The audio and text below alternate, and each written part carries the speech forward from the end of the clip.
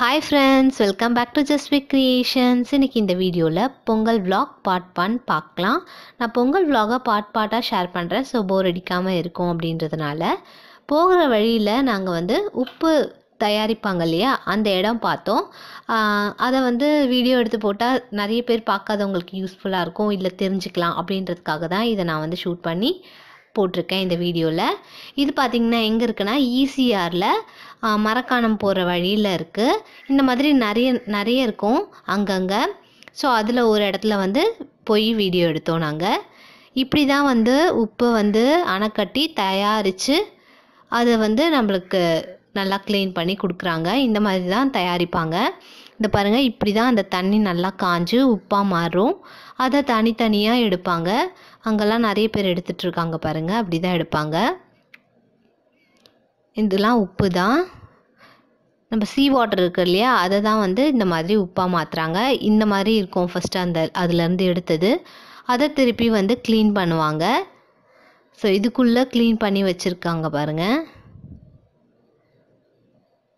இந்த மாதிரி க்ளீன் பண்ணி எடுத்து இந்த மாதிரி வச்சுருப்பாங்க. அதுக்கப்புறம் இதை திருப்பி எடுத்துகிட்டு போய் க்ளீன் பண்ணி அதை பேக் பண்ணி தான் நம்மளுக்கெல்லாம் தராங்க. இந்த இடத்துல நீங்கள் போய் உப்பு கேட்டிங்கன்னா ஒரு பை ஃபுல்லாக வெறும் ஒரு 10-20 ரூபாய்க்கே தருவாங்க, நல்லா ஒரு பெரிய பையில். இதெல்லாம் ஃப்ரெஷ், எந்த கெமிக்கல்ஸுமே சேர்க்காத சால்ட், இதெல்லாம் கல்லுப்பு. இந்த மாதிரி நிறையா அங்கங்கே இருக்கும் ஈசிஆரில். ஸோ அதில் ஒரு இடம் தான் இது. இந்த பை இல்லாமல் பார்க்கும்போதே சூப்பராக இருக்கும், ஒரு மாதிரி ஹைஸ் இது மாதிரி நல்லாயிருக்கும். அதுக்கப்புறம் வீட்டுக்கு போனதுக்கப்புறம் அங்கே தோட்டத்தில் வீட்டுக்கு தேவையான காயெல்லாம் போட்டிருந்தாங்க. ஸோ அதெல்லாம் கேப்சர் பண்ணால் நல்லாயிருக்கும் அப்படின்றதுக்காக நான் எடுத்தேன். ஸோ அதில் சில கிளிப்பிங்ஸை இந்த வீடியோவில் ஷேர் பண்ணியிருக்கேன். வீட்டுக்கு போனதுக்கப்புறம் சும்மா உக்காந்துட்டு இருந்தப்ப இந்த கிளிப்பிங்ஸ்லாம் எடுத்தது. இது பார்த்திங்கன்னா ரேடிஷ். இது விதையாக போடுவாங்க. விதை கடையில் கிடைக்கும், அதை வாங்கி விதை போடுவாங்க அணை கட்டி. இந்த மாதிரி வீட்டுக்கு தேவையான நிறைய வெஜிடபிள்ஸ் அங்கே தோட்டத்திலே போட்டிருந்தாங்க.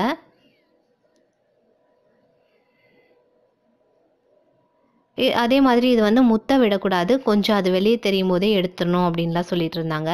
ஸோ இப்போ நான் ஒன்று எடுத்து காமிக்கிறேன் பாருங்கள். இந்த மாதிரி வெளியில் வரும்போது கொஞ்சம் தெரியும் போது அதை எடுத்துடணும். நம்ம லைட்டாக இப்படி இழுத்தாலே அது வந்துடும்.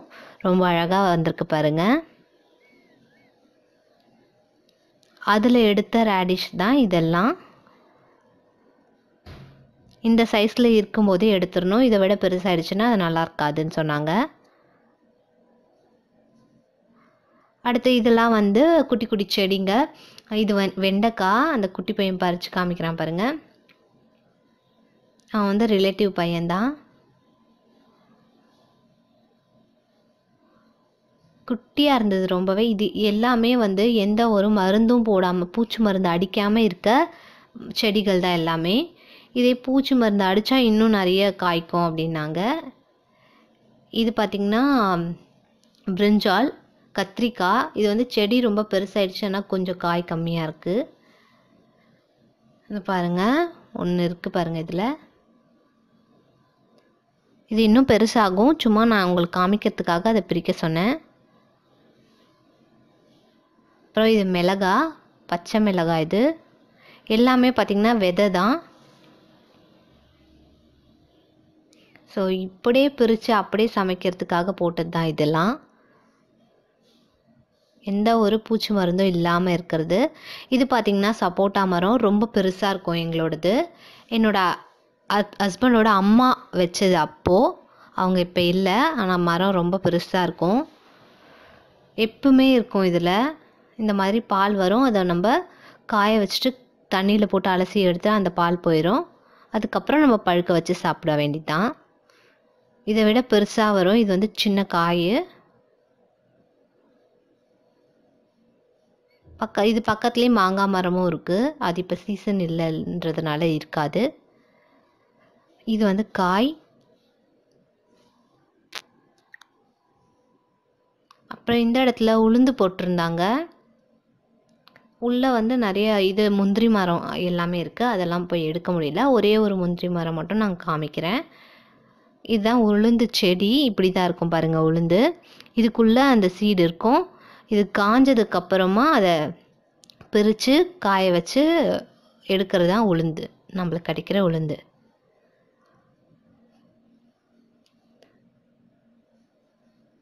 அதுக்கப்புறம் இது வந்து முந்திரி மரம். இந்த மாதிரி பூ இருக்கு இல்லையா, இந்த பூலேருந்து தான் காய் காய்ச்சி முந்திரி வரும். அதில் ஒரு பழம் மாதிரி வரும் பார்த்தீங்க, அதெல்லாம் பார்த்திங்கன்னா முந்திரி.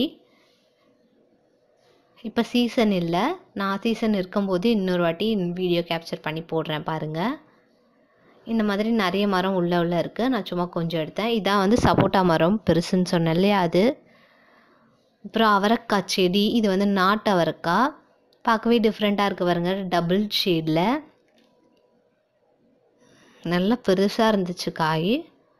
இதுவும் பார்த்திங்கன்னா பூச்சி மருந்து அடிக்காமே நல்லா இருக்குது. பூச்சி மருந்து அடித்தாங்க அப்படின்னா இன்னும் நிறைய காய்க்கும். இதெல்லாம் பிஞ்சு கொஞ்சம். அடுத்தடுத்த வீடியோஸில் என்னென்ன நாங்கள் பொங்கல் vlogல என்னென்ன பண்ணோம், எங்கெல்லாம் போனோம் அப்படின்றத உங்கள் கூட ஷேர் பண்ணுறேன். இந்த வீடியோ உங்களுக்கு பிடிச்சிருந்தா லைக், ஷேர் அண்ட் கமெண்ட் பண்ணுங்கள். மறக்காமல் நம்மளோட சேனலுக்கு சப்ஸ்கிரைப் பண்ணுங்கள். தேங்க்யூ ஃபார் வாட்சிங். அடுத்த பார்ட் பார்க்கலாம் சீக்கிரமாகவே. இவ்வளோ அழகாக இருக்குது பாருங்கள் இந்த காய். அதுக்கப்புறம் இது வந்து பரங்கி காய் சொல்லுவாங்களே, அது சின்னதாக தான் இருக்குது. இந்த மாதிரி படர்ந்து இருக்கும். இதான் அந்த காய். இதோட பெருசாகும் அது.